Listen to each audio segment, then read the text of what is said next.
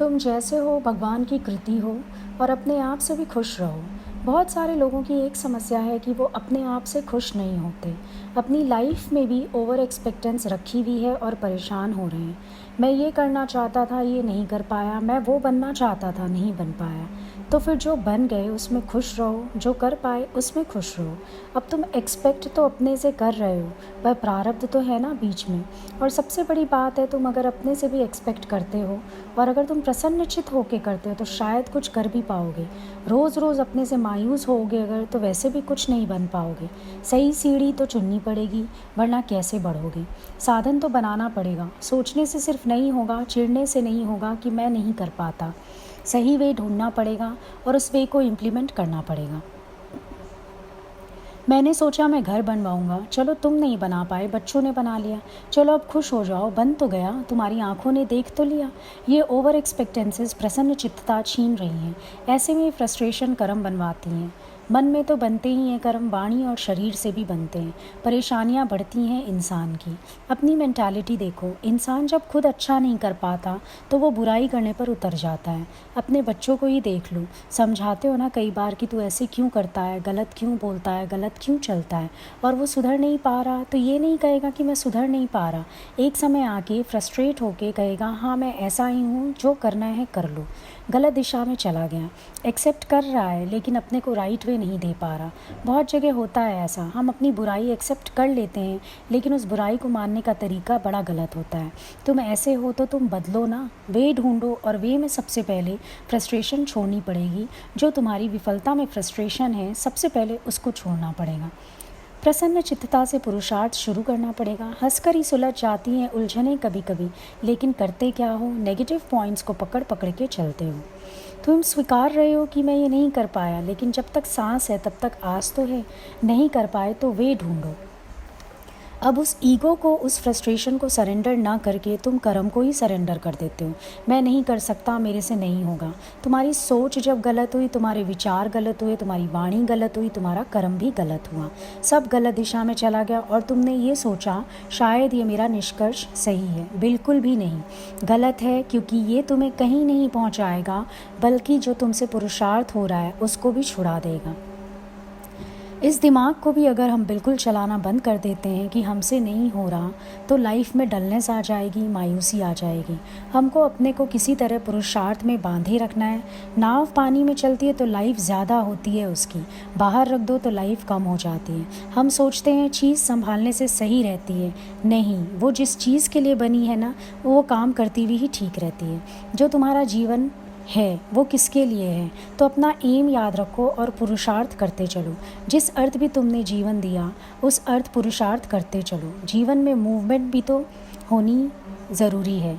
Keep moving, ये मत सोचो कितना हुआ, बस खुशी खुशी कोशिश में लगे रहो। अपने अंदर कभी कभी हम जो एक ख्यालों की माला में उलझे होते हैं, उसका प्रभाव भी बाहरी दुनिया पर आता है और कर्म बनते रहते हैं। है कहीं और की खींच, निकल कहीं और पर रही है। ये कहीं और की बात इफ़ेक्ट कहीं और कर रही है। गुस्सा किसी से चढ़ा हुआ है, निकल कहीं और रहा है। ऐसे कर्म बन जाते हैं। क्रोध आया, किसी से दरवाज़ा पटक दिया, चीज़ पटक दी, कर्म बन रहा है, क्योंकि कोई उससे वास्ता तो है नहीं।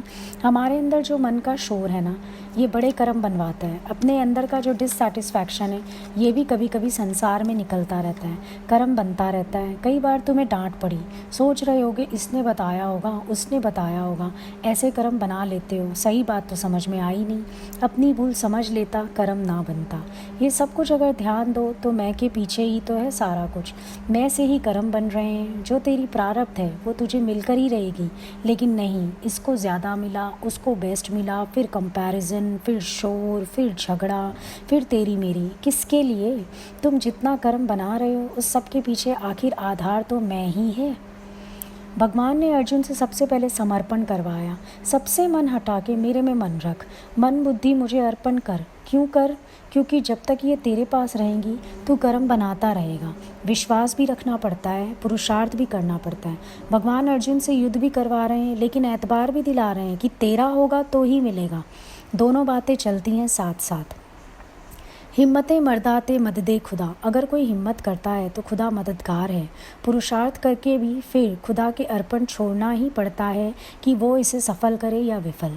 मन के मोह, मन की कमज़ोरी का प्रभाव शरीर पर यूँ आता है कि शरीर पर कमज़ोरी महसूस होने लगती है। हमारे सामने जब कारण बनते हैं, हम पहले तो ये एनालाइज़ करें कि ये रीज़न उठ कहाँ से रहा है। जो ठीक करना होता है, कई बार हम उसको ठीक नहीं कर पाते। या तो हम दूसरी चीज़ ठीक करते हैं या तो हम डिप्रेस हो जाते हैं।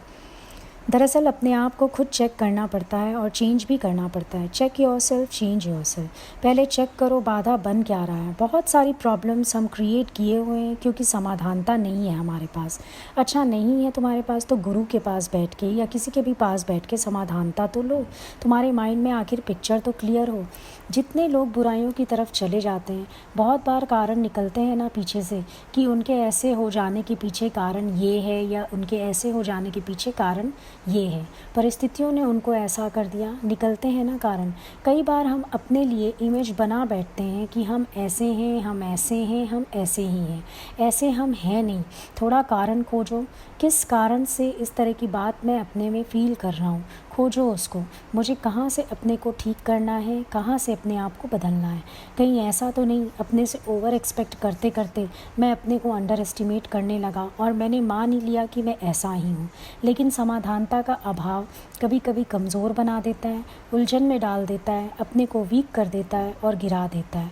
अब उसको तो ठीक करना ही पड़ता है। किसको ठीक करना है? अपने विचार को। ज्ञान को हम सुन के ना एज इट इज़ थोपना चाहते हैं अपने ऊपर। प्रैक्टिकली कई बार चीज़ें फ़र्क होती हैं। समाधानता अगर नहीं होती है तो इंसान परेशान हो जाता है।